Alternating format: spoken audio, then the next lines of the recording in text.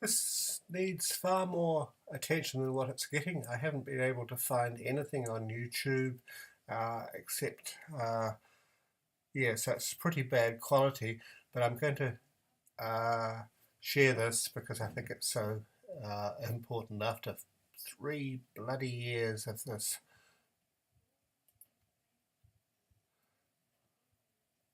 Trace Gallagher, thanks very much for that. Well, it was a rare person who didn't accept the underlying assumptions of the Russia story at face value here in the Washington press corps. Internet founder Glenn Greenwald was one of those who did not. From the very beginning, he questioned the theory. He ultimately concluded it was a sham investigation with no evidence to support it. For that, he was roundly attacked. By the way, we should say that Glenn Greenwald was, when last we checked, a liberal, probably wouldn't vote for Trump at gunpoint.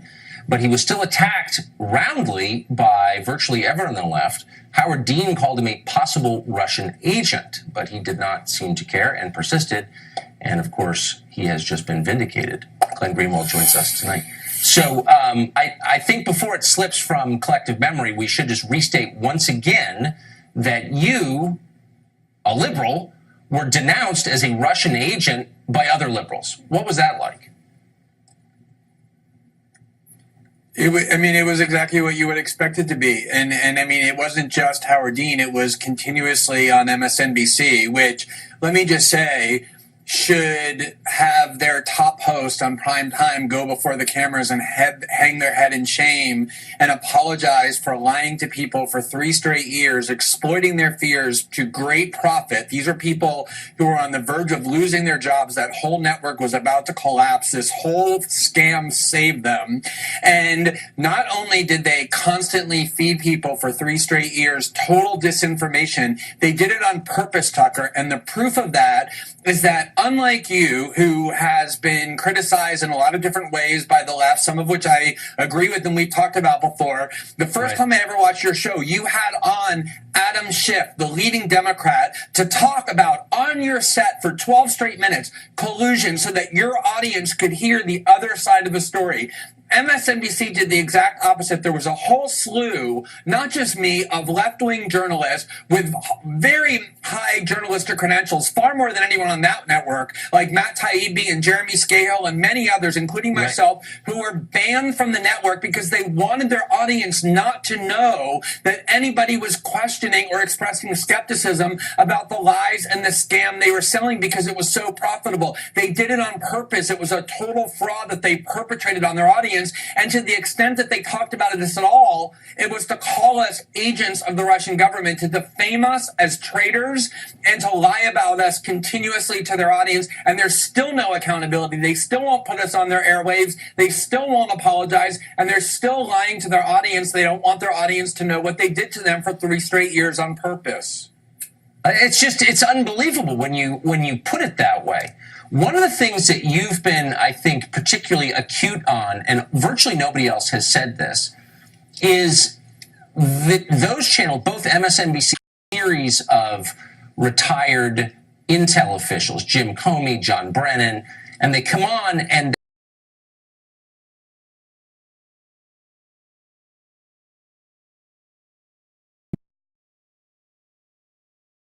the whole point of the Iraq War, which, by the way, this network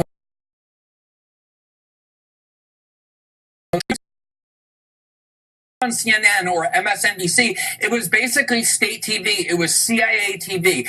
3 weeks ago, Tucker, 3 weeks ago, John Brennan was on MSNBC, and he said that he strongly believes that Robert Mueller is going to indict members of the Trump family either before or after March 15th because he's too noble to use the Ides of March for having conspired with Russia. They kept all dissent off the air. They turned themselves only into the spokespeople of the people they're supposed to be investigating and scrutinizing, which is the intelligence community and the military officials who now are their colleagues, who now report the news. You have government officials who spent their whole careers in the Pentagon and in the CIA. They're disinformation agents who now work at CNN and MSNBC, shaping what their news is. And that's why these channels turned into disinformation campaigns, because those are the people that they hired, the people they're supposed to be serving as watchdogs over, the people who are neocons, the people who lied the country into war through WMDs, not only did they have no accountability, they got rewarded by becoming the stewards of these networks, and they lied to millions of people for 3 straight years, and huge amounts of accountability is needed. So in the last minute we have, make me feel better. I'm thinking that there will be no repercussions and that this cycle of deceit and disaster will continue. Do you disagree? Do you think anyone will be held accountable for this hoax?